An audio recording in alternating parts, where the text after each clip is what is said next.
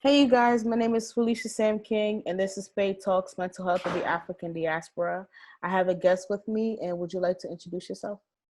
Yes, hello, my name is Sarata Sesay. I'm from San Jose, California.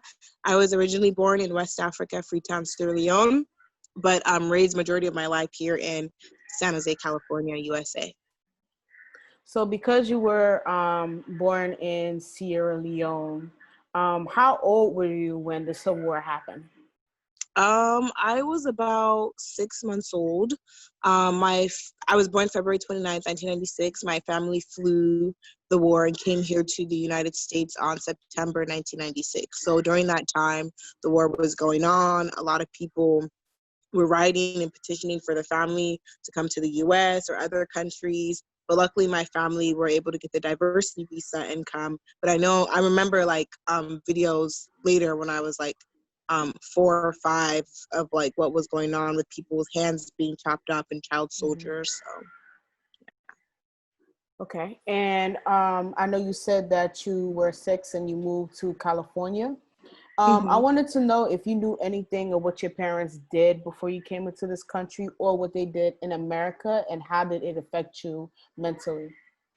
Yeah, so I feel like with a lot of immigrant parents with children coming to the U.S. And flat grounds, it's very different from here to Africa. And so a lot of my parents worked as CNA, nursing jobs, things like that. And they didn't make very much money. My dad first started at Taco Bell, then made his way up as working as in old folks' homes and assisting them and things like that. But I think there was a lot of just still mental trauma from their past in Africa, and that affected how they were able to be successful here in this country because they had a little one with them, me and my other niece and sister. So it wasn't like they could easily just go to school and go to get those opportunities like normal Americans have here. They had to take care of who they brought with them. And then beyond that, they had to also take care of the family that they had back home in Africa, which is a huge responsibility. When someone from Sierra Leone comes here to America, you're known as, oh, now you're making money, even though they're not making much money, and they need to carry that burden for the family back home in addition to the family that they brought with them. You don't have to answer this question, but if you do, I know that you were brought here when you were young, but you said that you watched videos and you heard stories. And what happened in your life when you seen that happening? How did it,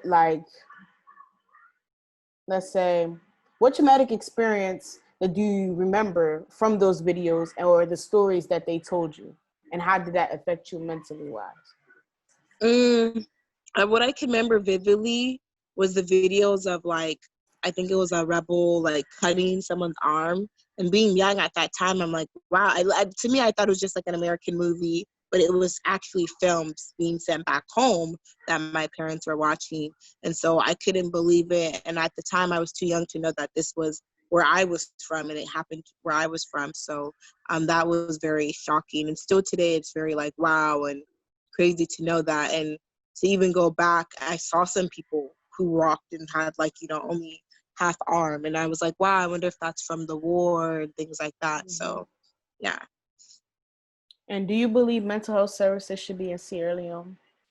Yes, most definitely. I think it's not just because of the Civil War, but our government itself does not really cater to our people 100%. And I feel like a lot of Sierra Leone citizens feel left in the dirt, struggling, especially with schoolgirls and the education system. There can be a lot of help and benefit with having counseling in our country. Is there anything else that you want to state that is concerning you that's going on in Sierra Leone? I would say child rape mortality is an issue. I would say education fees, affordable education, quality education. I would say older men dating our younger salon titi them, they're too young to be dating or having pregnancy. That's keeping them away from going to school. I would say the rate of how much Sierra Leone people are getting paid to work is not enough. Literally, $1 is equivalent to 10,000 leones, and literally people are making and living off less than that. So we need to come with a system that's more organized to say, hey, each job you have to pay somebody 20,000, 30,000 leones an hour, this much more an hour, so that way they can actually be sustainable and live off something. Right. Now, thank you for sharing your story of how your parents went through a lot, and because they went through a lot, they had you, and what they did during that time. I know it was really hard for them. Also, for my father, my mom's African American, so the way like my upbringing was like difficult, because even though my dad didn't really think about mental health in a way, I've seen signs in him when I knew something was going on. He was drinking a lot. He was very distant. He never wanted to talk about things. He mostly wanted to just focus on the positive, but I saw the effects on him. And that's what really made me want to push for it for mental health services, because what happened to him did affect me mentally. And I'm like, okay, even me as a Black person in this country, I didn't get the best mental health services that I needed. But the fact that I had the access to get it, I could only imagine how people back home cannot get it, that are suffering with PTSD, schizophrenia, and stuff like that. And I also researched that it's only one facility in Sierra Leone, and it's only one person that is licensed out of 7 million people. And that is crazy. So I'm like, you know what? I have followers, I have a platform. Let me talk about the topics that is going on concerning Sierra Leone and make it public, because if people see me talking about this public, they could start having conversations in their own homes. They could, any PTSD or anything that is going on in their mind, they can just let it out. Because when you hold stuff in, like, a lot of things can affect you mentally.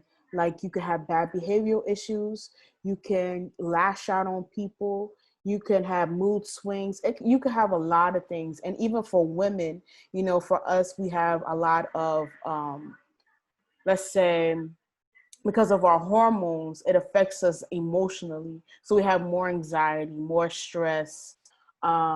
It affects our hormones with our periods. We have irregular periods, stuff like that. And I know also back home, not a lot of women have good sanitary products. And that's another thing that I want to address as well. But I'm really happy of the fact that you are brave enough to talk about this publicly, and having this conversation with me. Yes, of course. Thank you so much. You're welcome. And what is your Instagram? At Sarata Sesay, SARATA SESAY. All right. Thank you for talking with you. All right. Thank Have you. a good night. You too. All right, bye.